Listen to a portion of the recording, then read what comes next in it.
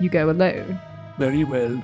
And which way do I go? You go along the passage for a bit until you come to a spiral staircase, and on the second landing is a door covered with green baize. Go through that and down the long corridor to the end, and the red room is on your left up the steps. Have I got that right? And you are really going. This night of all nights. It is what I came for. At the door, I turned and looked at them, and saw they were all close together, dark against the firelight, staring at me over their shoulders, with an intent expression on their ancient faces.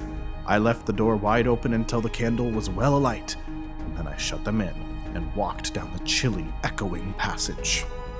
I must confess that the oddness of these 3 old pensioners in whose charge her ladyship had left the castle, and the deep-toned, old-fashioned furniture of the housekeeper's room in which they foregathered, had affected me curiously in spite of my effort to keep myself at a matter-of-fact phase. They seemed to belong to another age, an older age, an age when things spiritual were indeed to be feared, when common sense was uncommon. An age when omens and witches were credible and ghosts beyond denying. Their very existence, thought I, is spectral. The cut of their clothing, fashions born in dead brains, the ornaments and conveniences in the room about them even are ghostly, the thoughts of vanished men which still haunt rather than participate in the world of today. And the passage I was in, long and shadowy, with a film of moisture glistening on the wall, was as gaunt and cold as a thing that is dead and rigid. But with an effort, I sent such thoughts to the right about.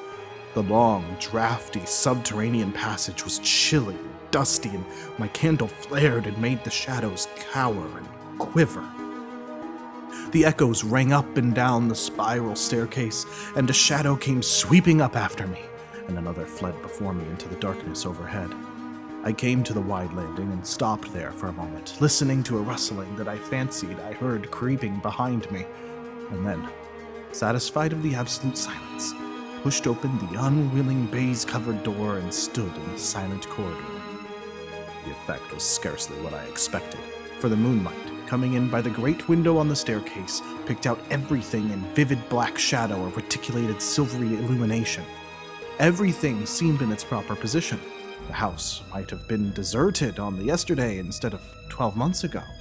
There were candles in the sockets of the sconces, and whatever dust had gathered on the carpets or upon the polished flooring was distributed so evenly as to be invisible in my candlelight.